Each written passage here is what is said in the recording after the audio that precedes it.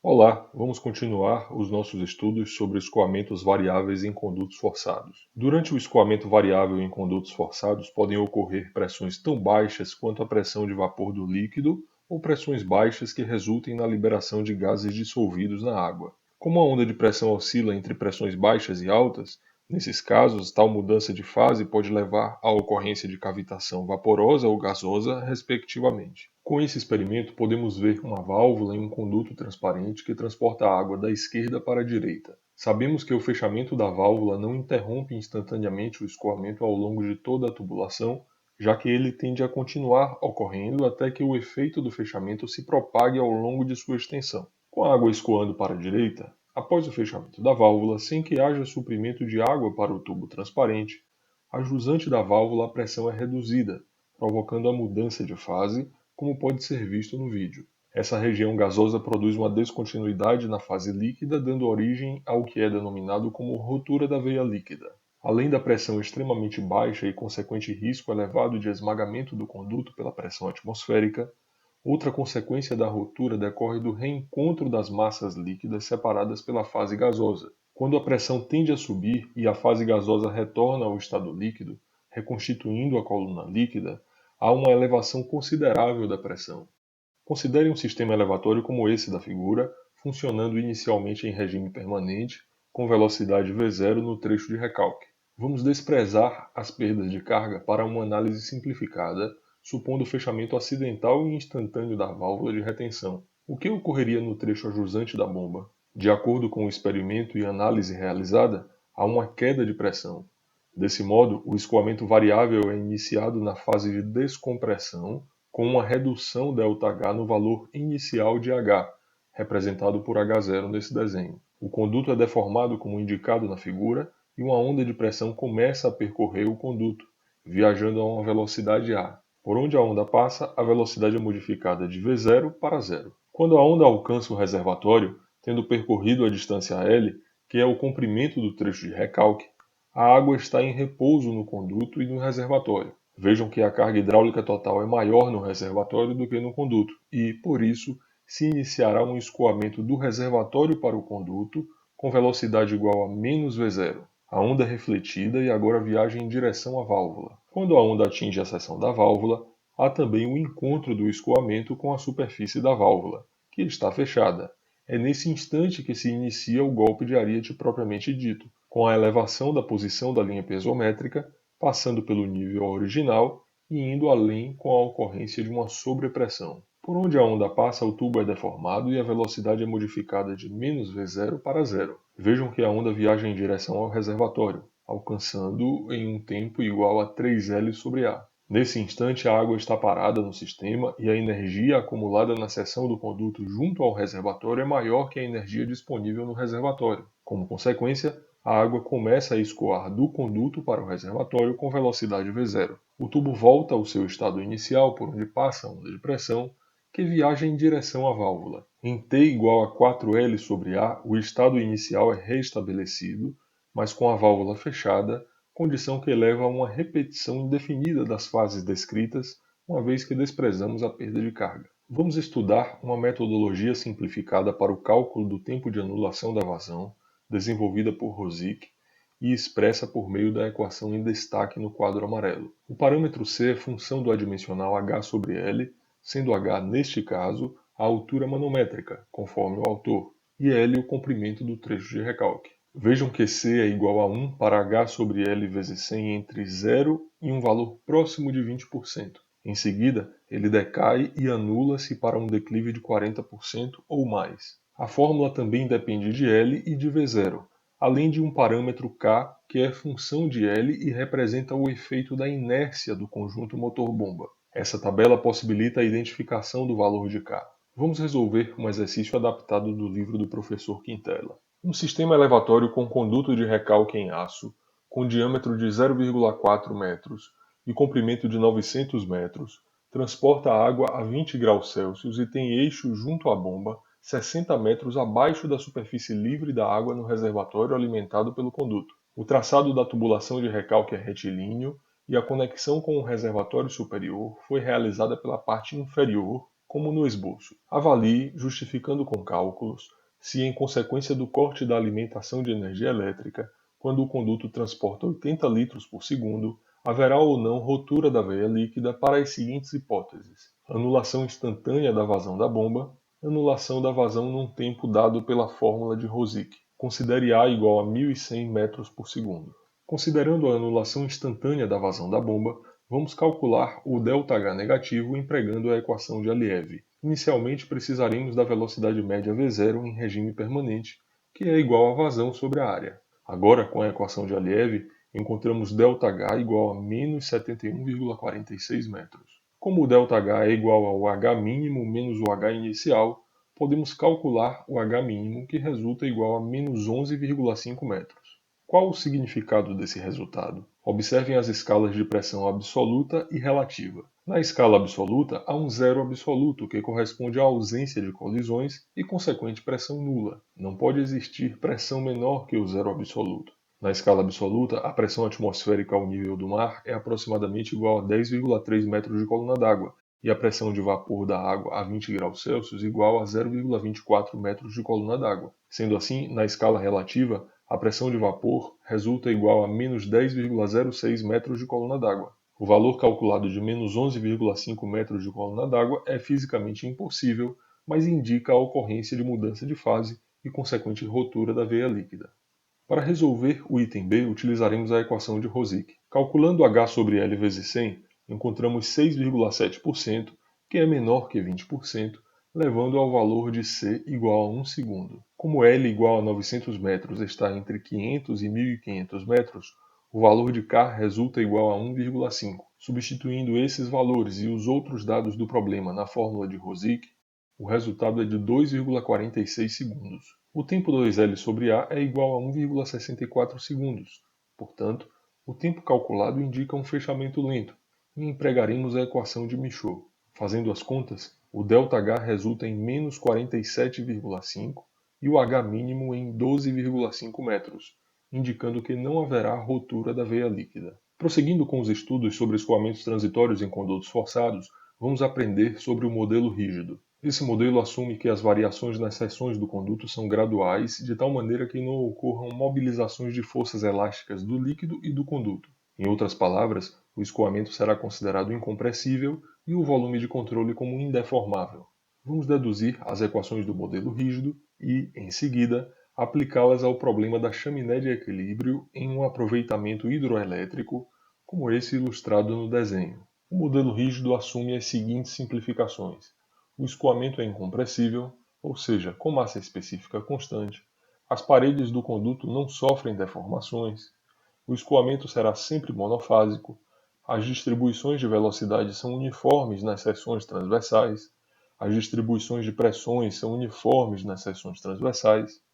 E as equações para o cálculo de perdas de carga em regime permanente são válidas durante o período transitório. Se o escoamento é incompressível, sua massa específica é uma constante e pode ser retirada do cálculo integral da massa dentro do volume de controle. Um volume de controle indeformável não é uma função do tempo, por isso a sua derivada será nula, restando apenas a taxa resultante da passagem de massa através da superfície de controle no primeiro membro da equação. Utilizando a velocidade média, podemos reescrever essa equação em termos da vazão como um somatório bastante conhecido dos estudos do regime permanente, ou seja, o somatório das vazões que entram e saem de um volume de controle é igual a zero. Essa equação também é válida para o regime variável, desde que sejam respeitadas as simplificações mencionadas antes. A segunda equação do modelo rígido é originada a partir das leis de Newton. Nesse esboço é apresentado um volume de controle selecionado em um conduto com seção transversal de forma arbitrária, orientado de acordo com o eixo x indicado. Na seção 1, a pressão é igual a P e, na seção 2, a pressão é igual a P mais a derivada parcial de P em relação a x vezes dx. Com essas pressões, podemos calcular as forças em 1 e em 2 decorrentes da pressão. A segunda força de contato a ser considerada é a de cisalhamento, que atua na casca do volume de controle. Vejam que foi selecionada uma superfície infinitesimal amarela de comprimento dx e largura dp, sendo dp um comprimento infinitesimal do perímetro associado à área A. A terceira e última força considerada é a força-peso. Considerando o eixo x apenas, a força de pressão na seção 1, ou entrada, é igual a P vezes A. Na saída, a força é igual à pressão na saída multiplicada por A. As setas apresentadas no desenho indicam os sentidos dessas forças. Calculando o valor resultante para as forças de pressão, encontramos a derivada parcial de P em relação a x vezes dx vezes A. Agora vamos calcular a força de cisalhamento. Vejam que sobre a superfície infinitesimal amarela atua uma força de cisalhamento tal, que é dF sobre dA, com o subscrito tal para fazer referência ao fato da força ser a força de cisalhamento. Desse modo, dF tal é igual a tal vezes dA tal, que é igual a tal vezes dx vezes dp, já que a área é dx vezes dp. Integrando no contorno de A, encontramos F tal igual a dx vezes a integral de tal vezes dp. Usaremos a tensão de cisalhamento média no perímetro, tal zero, que é 1 sobre o perímetro, vezes a integral de tal vezes dp. Com isso, a força F tal resulta igual a dx vezes P vezes tal zero. Notem que essa força é aquela exercida pelo conduto sobre o volume de controle, tendo sentido contrário ao de x. A terceira e última força é o peso, igual a dm vezes g, sendo dm um elemento infinitesimal de massa. Como dm é igual à massa específica, ρ, vezes o volume dvol, podemos escrever que o peso W é igual a ρ vezes g vezes dvol. Vejam o ângulo alfa que o conduto forma em relação à horizontal. A componente em x do peso, representada por Wx, é igual ao seno de alfa vezes o peso W. Notem que o seno de alfa é igual a Z1 menos Z2 sobre dx. Precisaremos dessa igualdade também. Em regime permanente, sabemos que a velocidade média em um volume de controle como esse, que é uma expansão, é função de x. Para a mesma vazão, quanto maior a área, menor a velocidade média. Estamos estudando o regime variável. Então, além da posição x, a velocidade também é função do tempo. Pensando em uma partícula, sabemos que a sua aceleração em x é igual à derivada de v em relação ao tempo. Entretanto, nossos estudos seguem sob o ponto de vista de Euler, ou seja, do volume de controle. Precisamos olhar para o que ocorre no volume de controle. O elo entre esses dois pontos de vista está no teorema de transporte de Reynolds e na derivada material apresentada aqui. Fazendo as contas, como v é função de t e de x, encontraremos ax igual à derivada parcial de v em relação ao tempo, mais a derivada parcial de v em relação a x, vezes dx dt. A derivada de v em relação ao tempo é a aceleração local, e a derivada de v em relação a x vezes dx dt representa a aceleração convectiva ou advectiva. Como não seguiremos a partícula, vamos substituir dx dt por v. Entendemos o v como o campo de velocidades, que, nesse caso, é um campo dependente do tempo. Substituindo as forças encontradas na componente em x da segunda lei de Newton, podemos escrever esta equação. Notem que a aceleração convectiva pode ser reescrita como a derivada parcial de v ao quadrado em relação a x, vezes 1 sobre 2. Substituindo dvol por a vezes dx e colocando em evidência a derivada parcial em relação a x, a equação assume a seguinte forma. Multiplicando a equação por dx, podemos integrar entre as seções 1 e 2. A derivada dv dt é a aceleração local, independente de x, por isso pode ser retirada do cálculo integral. O resultado da integração está em destaque no quadro amarelo. Vejam que se o regime for considerado permanente e a tensão de cisalhamento nula, encontraremos a equação de Bernoulli. Nesse estágio da dedução precisaremos utilizar uma das simplificações adotadas, que é o uso de uma equação do regime permanente para o cálculo da perda de carga. Empregando a equação de Darcy-Weisbach, é obtida a forma final escrita no quadro amarelo. Vamos explorar uma importante aplicação do modelo rígido.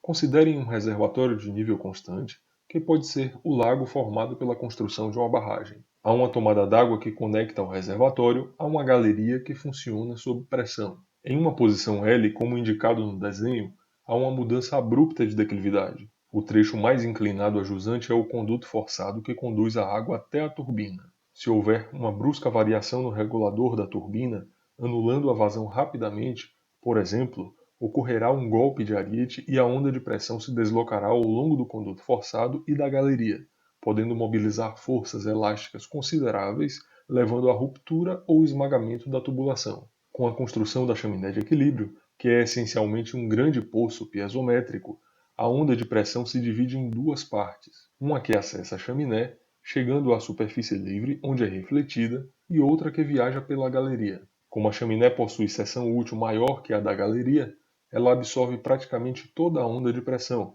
restando uma pequena fração que segue pela galeria. Como consequência, a chaminé protege a galeria de chegada. No conduto forçado, o efeito do golpe de ariete não se anula, mas é atenuado, porque a chaminé funciona como se fosse uma válvula de descarga. O fechamento total e rápido do regulador provoca uma transformação de energia cinética em energia de pressão no volume de água dentro do conduto forçado. Quando a onda de pressão atinge a chaminé, se inicia uma elevação gradual da posição da superfície livre dentro dela, elevando aos poucos a energia potencial gravitacional da água na chaminé, além de acumular certo volume de água. Logo após alcançar a altura máxima, a superfície livre inicia um movimento no sentido contrário, descendo a um nível inferior ao do reservatório.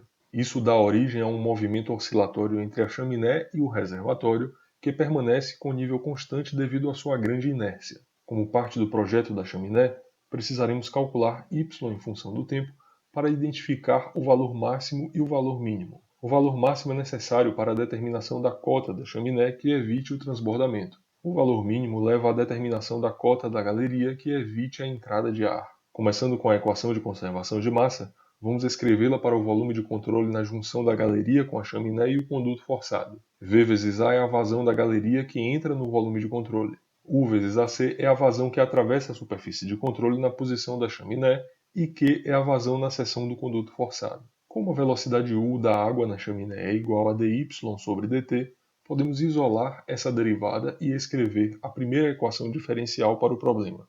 Vejamos agora a aplicação da equação da quantidade de movimento. O ponto 1 está sobre a superfície livre da água no reservatório de nível constante. Nessa posição, a pressão é atmosférica, considerada igual a zero no referencial relativo de pressões, e a carga cinética é igual a zero, já que o nível é constante. O ponto 2 está na base da chaminé. Nessa posição, a carga de pressão pode ser considerada como HA mais Y e a carga cinética pode ser desprezada. Simplificando a equação da quantidade de movimento com base nas considerações anteriores e isolando o dV/dt, encontraremos a EDO destacada no quadro amarelo. Notem que foi incluída uma perda de carga localizada na formulação. Essa inclusão se deve ao uso de estrangulamentos na base da chaminé. Vejam também que a velocidade ao quadrado foi substituída pelo produto do módulo da velocidade, que será sempre positivo, pela velocidade, que pode ser positiva ou negativa. Tal estratégia corrige o sinal da perda de carga quando há inversão do sentido do escoamento na galeria. O mesmo deve ser feito para a perda de carga localizada, quando considerada nos cálculos. Aqui estão as duas equações que modelam a chaminé de equilíbrio para este problema. As soluções analíticas são conhecidas apenas para casos simplificados, sem a perda de carga. Por isso, precisaremos de um método numérico, que pode ser o de Euler ou o de Range-Kutta de quarta ordem, por exemplo. Adotando o método de Euler, as equações na forma discreta podem ser escritas de forma explícita, como indicado aqui. Vamos resolver um problema. Considere um aproveitamento hidrelétrico como aquele estudado, protegido com o uso de uma chaminé de equilíbrio. Com base nos dados fornecidos, calcule y em função do tempo e identifique seus valores máximo e mínimo. Como vocês podem ver, os dados do problema são o diâmetro da galeria, o fator de resistência da equação de Darcy-Weisbach, o comprimento da galeria, o diâmetro da chaminé, a vazão em regime permanente, a aceleração devido à gravidade e o coeficiente de perda de carga localizada. Notem que a origem do eixo y é igual à cota do nível d'água no reservatório. Desse modo, o valor inicial de y0, é igual a menos a perda de carga distribuída. O valor inicial da velocidade é igual à vazão inicial sobre a área calculada com o diâmetro da galeria. Precisaremos escolher um ΔT adequado para o problema. Podemos iniciar com ΔT igual a 10 segundos. Foi criada uma coluna para o tempo em segundos e uma coluna para o tempo em minutos, para uma melhor visualização dos resultados sob a forma de gráficos. Antes de criar as colunas para y e v, você pode utilizar colunas auxiliares, como esta para a velocidade dy/dt, que é empregada nas duas equações. A vazão no instante t igual a zero é igual a 30 metros cúbicos por segundo. A vazão no instante seguinte é igual a zero, assumindo um fechamento instantâneo e total. Olhando agora para a coluna de y para t igual a zero, y é igual a menos a perda de carga. Para t maior que zero, os cálculos são realizados com a equação na forma discreta, de acordo com o método de Euler. Para a coluna de v em t igual a zero, a velocidade é igual à velocidade inicial. Para t maior que zero, os cálculos são realizados com a EDO na forma discreta, de acordo com o método de Euler. Utilize a função ABS do Excel para empregar o módulo no cálculo das perdas de carga. Uma vez digitadas as equações, basta utilizar o recurso arrastar. Você pode começar arrastando até a célula 300 ou 400, mas esse número dependerá da análise de convergência que faremos agora. Ao lado do ΔT foi calculado o valor máximo de y com a função máximo do Excel. Vejam que o resultado é 12,23 metros para ΔT igual a 10 segundos. Vamos anotar esse valor em uma coluna ao lado. Agora modifique o ΔT para 5 segundos. Observe como houve uma alteração considerável na solução, com o y máximo igual a 11,5 metros. Vamos anotar esse valor. Seguindo com esse procedimento, podemos concluir que para ΔT igual a 0,07 segundos, o valor de y máximo converge para 10,81 metros. Reduzindo o ΔT além desse valor, não haverá modificação em y máximo para os algarismos significativos considerados. Como solução do problema, encontramos o y mínimo igual a menos 18,3 metros e o y máximo igual a 10,8 metros. Aqui estão as referências utilizadas para a elaboração desta aula. Agradeço a todos pela atenção e até a próxima.